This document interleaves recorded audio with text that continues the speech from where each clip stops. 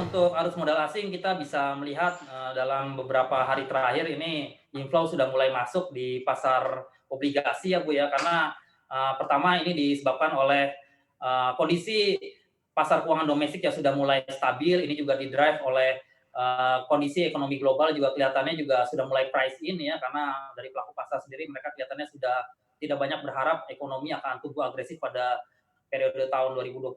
Lalu di sisi yang lain juga pembukaan aktivitas ekonomi yang kelihatannya akan dimulai secara bertahap oleh pemerintah pada periode bulan Juni nanti juga itu membangkitkan optimisme dari pelaku pasar untuk kembali lagi masuk ke aset investasi Indonesia. Dan yang ketiga memang kita melihat imbal hasil yang ditawarkan oleh aset investasi Indonesia khususnya pasar obligasi ini cukup menarik juga.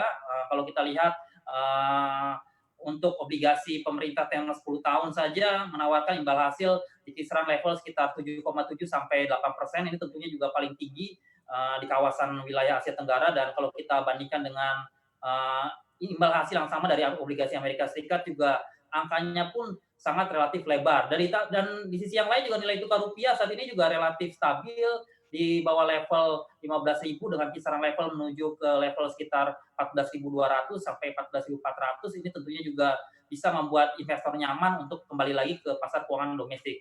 Dan tentunya kalau nanti investor ingin kembali ke pasar keuangan Indonesia secara agresif ataupun juga seperti pada kondisi pada kuartal satu lalu atau pada periode awal Januari atau Februari, kelihatannya mau tidak mau vaksin dari coronavirus ini harus ditemukan. Kalau tidak ditemukan, tentu kondisi masih akan cukup volatile, begitu, Bu. Pak Mirdal, kalau kita lihat kebijakan dari Bank Indonesia mempertahankan 7-day reverse repo rate, padahal ekonom-ekonom berpendapat ini sebenarnya masih punya ruang untuk menurunkan suku bunga acuan, tapi dipertahankan. Apakah ini salah satunya alasannya adalah untuk menarik capital inflow ke tanah air, ke instrumen fixed income? Ya, ya, itu memang sejalan dengan apa yang dicanangkan oleh pemerintah dalam beberapa hari terakhir, di mana Ibu Sri Mulyani sendiri di beberapa rilis media, beliau menyatakan kalau ada niatan untuk pemerintah kita melebarkan defisit fiskal, tentunya dengan pelebaran defisit fiskal yang tadinya diasumsikan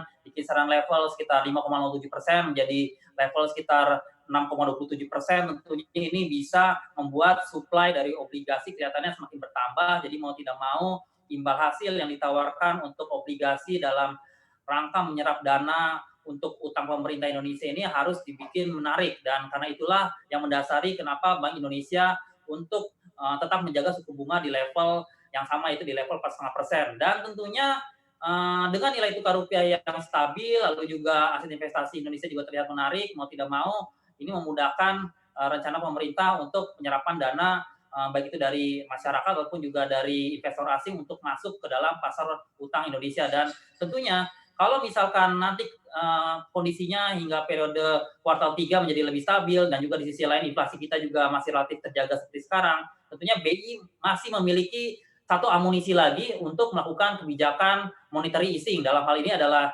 kebijakan penurunan suku bunga, dan kita memang ekspektasikan untuk tahun ini dari MyBank Indonesia pun juga ekspektasi suku bunga untuk 7-day reverse repo masih ada ruang satu kali lagi dipangkas ke level 4,25%, begitu, Bu.